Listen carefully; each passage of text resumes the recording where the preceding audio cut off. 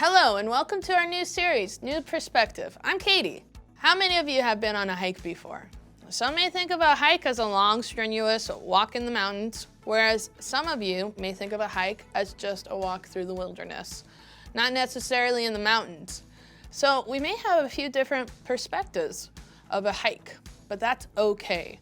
I have been on plenty of little hikes where it was just a walk through some wilderness, but I can finally say I went on what I would call a real hike in the mountains. I was in Scottsdale, Arizona, and my cousin, right here, took me to walk Pinnacle Peak Trail. Now, this wasn't too crazy hard of a hike either. It was a 4-mile in and out hike considered to be moderately challenging. I will say this, if I had gone alone for my first ever hike, I might have had some panic attacks or I would not have completed the entire trail. I am thankful I had my cousin, who's right here, because I was able to take in all of God's beauty. I can usually be stubborn and I think I can do things on my own, but this is one of those times I am glad I followed the lead of my cousin. Yeah. Some of you may not be able to fully relate to being on a hike and having to follow someone else, but I am guessing you may be able to relate to a situation in life where you were stubborn or strong-willed. How many times have you been very determined to do something on your own and someone doubts your ability? Maybe they say, you think you know it all, but you're going to need my help. Most of us can relate to this. We may be strong-willed, we want to do it on our own, or even when we're advised by others against it, we want to do it by ourselves. That's because we only see it our way. We see it as we know it, want it to be done, or think it can be done. But in the end, we have not even seen or realized the other side of it, the other perspective. I was able to see God's beauty because I followed my cousin's lead. From an internal perspective, I had to give up my own will and follow her. She had been on that trail numerous times. And from an external perspective, I kept going around all the trail corners and I saw some of the most beautiful vistas. That is the word of the day. More like the word of the series, perspective. When you hear the word perspective, what is the first thing that comes to your mind? For some, it may be the view or direction in which we are looking at something, or it may mean a way of thinking in regards to something. How you at your age will look at life will naturally be different than how an adult may look at things. The same goes for someone who is a follower of Jesus or someone who doesn't know anything about following Jesus. The follower of Jesus is deeply committed to him. They are following God's will. God's will is not your own strong-willed self that we mentioned just a moment ago.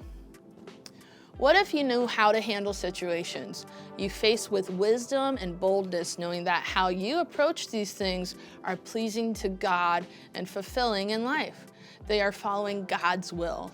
Will you keep trusting only in yourself, your strong-willed perspective, or will you surrender and offer yourself living in God's will? God's will is not only knowable, but it is also essential. Whether you are a longtime follower of Jesus or brand new to your faith, having an idea of what God's will is and how it impacts all areas of your life will help you connect more with God, and you'll begin to know even more about who He is. Our memory verse for this series was written by one of Jesus' best friends, John. John was one of his 12 disciples, and he writes one of the 4 good news accounts of Jesus' life and ministry. A few decades later, John wrote a series of letters known as epistles, those are just letters, that further developed Jesus' teachings to us. The first of those is 1 John. That is where we find our memory verse. Those who say they live in God should live their lives as Jesus did. 1 John 2:6. As a follower of Jesus, we should live as Jesus did. Today we are focusing on one of those core characteristics of Jesus. He followed God's will. Yes, he is God, but as a human, he still faced the same struggles and temptations and challenges we face, yet he yielded to God's will. I want you to take this one thing away from today. My new perspective is to follow God's will. Say that with me. My new perspective is to follow God's will. God has a plan for our lives that is good and pleasing and perfect, and knowing His will can be the hardest part because we all have wants and desires of our own. When we surrender our lives fully to God and follow His plan, then we are living our lives as Jesus did. That's where we will know and live a rich and satisfying life. We have to look at the plan for our lives from a new perspective, God's perspective. All right, on your talk notes, you'll have a space that says illustration. So let's take a moment to create a series visual in that area in terms of an external perspective. Make mountains and their trails. Start by drawing. And yes, it's okay to be a simple artist here, sticks figures and whatnot. A curved path is where you're gonna start, or a trail, leading up to 3 mountain peaks. Now we have our first starting point of the series. And today we can visualize standing right there at the start of that trail path in front of those 3 mountains. Knowing that we don't have to have the perfect plan for our lives is freeing. It allows us to focus on the plan that God has for us and forces us to trust Him.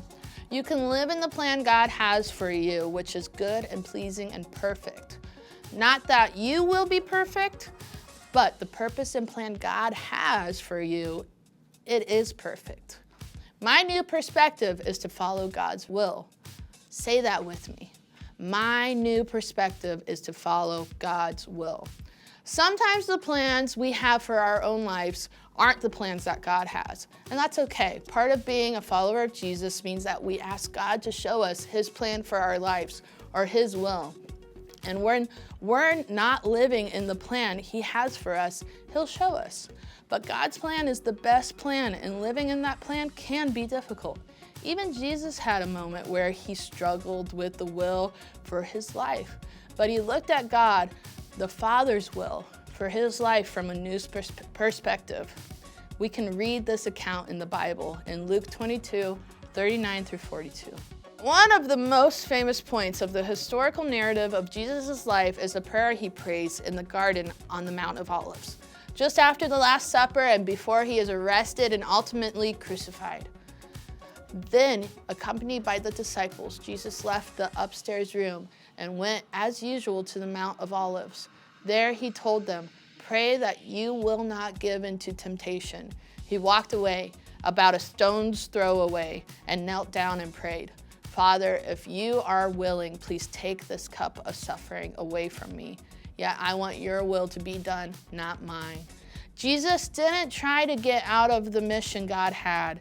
Instead, Jesus expressed His heart to His Father and expressed His true feelings to God. Jesus was fully human. He knew the suffering He was going to go through. No one wants to experience that. But He reaffirmed His commitment to do what His Father wanted. He said, "I want your will to be done, not mine." My new perspective is to follow God's will. So how do we follow God's will? How do we look at the plans for our lives from God's perspective? Let's walk through 2 key principles. Number 1, give my life to God. This is where understanding God's will for your life starts. You can't know God's will if you don't have a relationship with God and surrender your life to Him. We see in Romans 12:1, another book in the Bible, that surrendering our lives to God is truly an act of worship and seeing God's will from a new perspective. And so, dear brothers and sisters, I plead with you to give your bodies to God because of all He has done for you.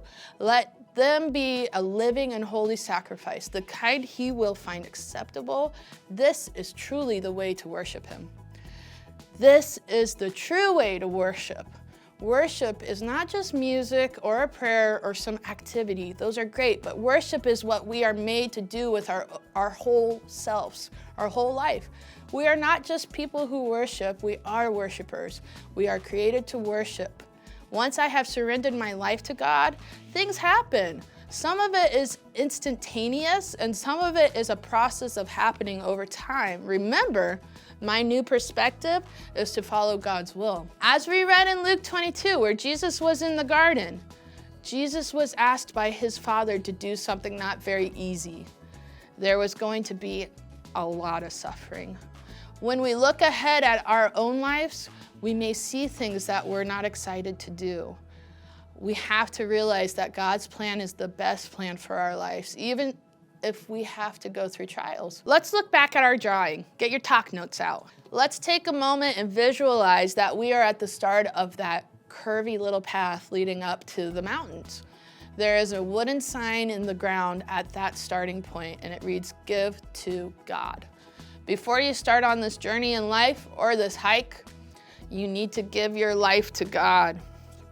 Draw a little sign at the start of your path and write the key words, "Give to God."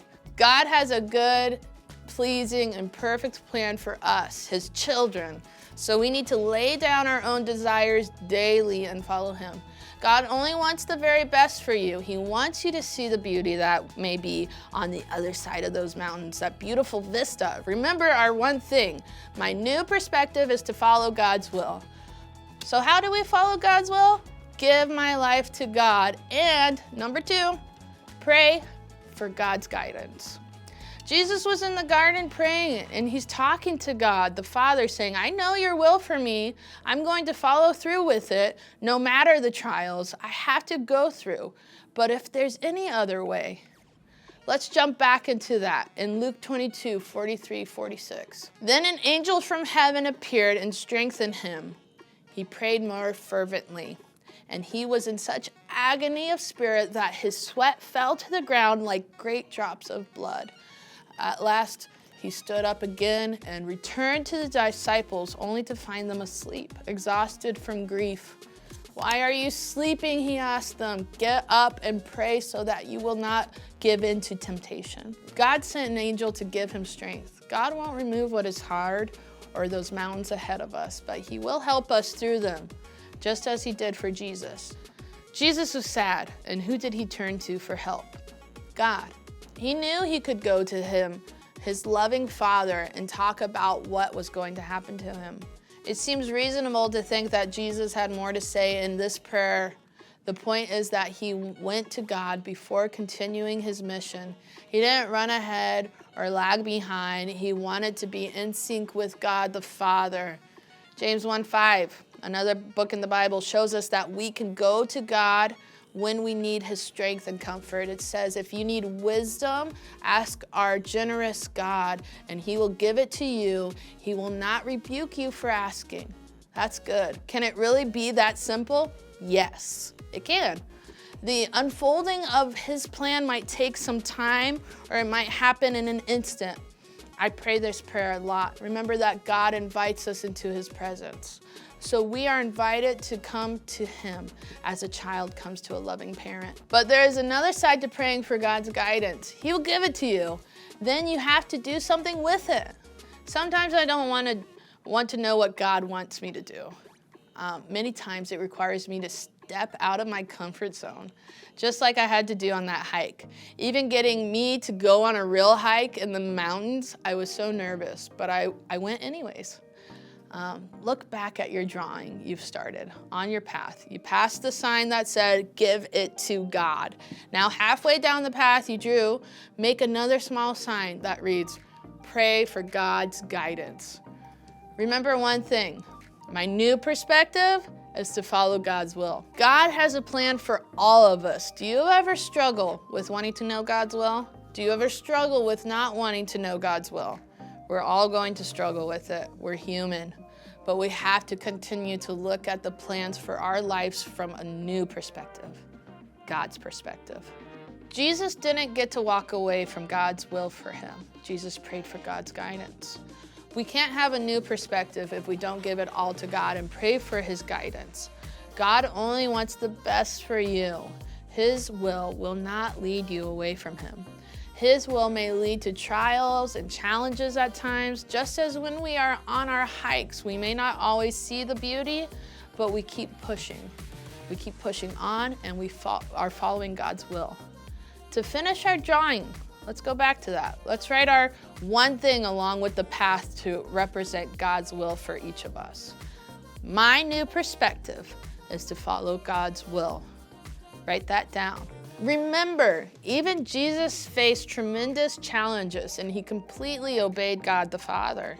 If we are going to be like Jesus, we will also face challenges to our faith. Jesus went up to the garden and he prayed. And we can always go to God the Father for guidance through prayer. We can't see God's will for our lives or the new perspective if we don't give it to God at the start of the trail and follow God's will. Hebrews 4:16 says it this way. So let us come boldly to the throne of our gracious God. There we will receive his mercy and we will find grace to help us when we need it most. Come boldly to God every day and ask him to empower you to know and live his will for your life. Simply pray this. Pray every morning, Father, I want your will to be done, not mine.